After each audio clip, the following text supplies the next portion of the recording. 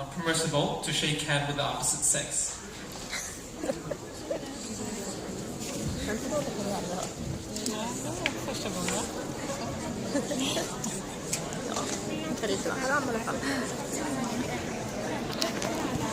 Yes, the number of hadith, the Prophet very clear about this. Sheikh Khaldawi has a research on it where he talks about the permissibility, but unfortunately, and I say this with respect to him, no sheikh is perfect and absolute, but some of his takhrij of those hadith is not correct and he made a few errors here and there. But in general, yeah, we shouldn't shake the hands with the opposite sex, but there are situations like when you're getting a job, right? When you're being interviewed for a college, when you're at an interfaith event, like if you shake someone's hand, the world is not going to rip asunder. And then, the Hanafis, of course, we know the Hanafi madhab allows us to shake older people's hands, right? Whether males or females. And then some of the madhab, culturally, the urf of some people is to shake hands, right? So I went one time, I was with a community of Arabs who were not close to the Arabian Peninsula, another country that I'm not going to mention, but it wasn't Egypt. And they're like older women, like they shake your hand. It's an urf.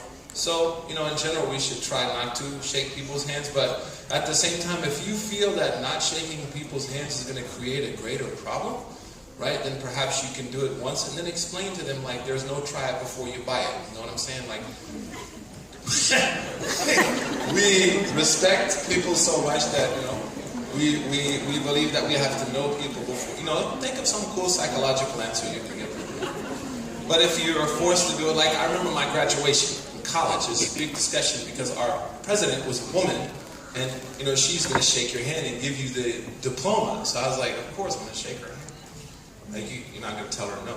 So I don't think it's not an issue. It's not one of the muharramat li dhati. It's not considered one of the major forms of haram, but it's something out of love for the Prophet and obeying the Prophet's clear orders. As I said, Al-Hafiz al-Iraqi in this Manzuma al-Fiyat al-Iraqi, actually some of the things that Sheikh Qaradawi thought, he actually responded to, right, about these ahadith, about the takhrij. So, we should avoid it because the Prophet encouraged us to, sallallahu alayhi wa sallam, and all the four that have had the same also. Is that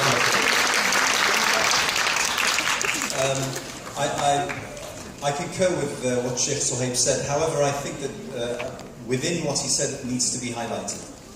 As individuals, as Muslims, as well as groups and communities, we have a set of priorities, and those priorities are out of our faith, out of our commitment as Muslims.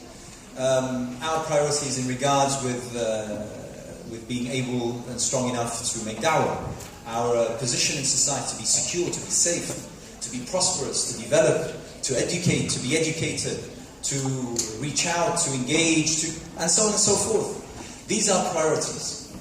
So, my question to anyone who takes the opinion of it is haram to shake a woman's hand is fine.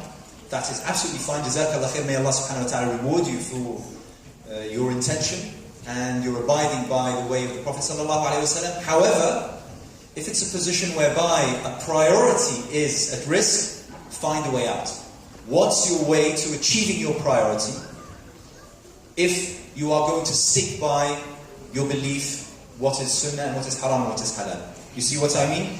So if, as Sheikh Suhaib said, if not shaking a hand won't get you that job, you've sort of missed out on a priority for something which is ultimately debatable. Because there are many scholars who believe that it is permissible. And that the hadith of the Prophet ﷺ, "Inni la usafiqu nisa," was exclusively the Prophet ﷺ describing himself and his preference in regard with the matter. It's a point of view which proves that the issue is debatable and not something of a consensus.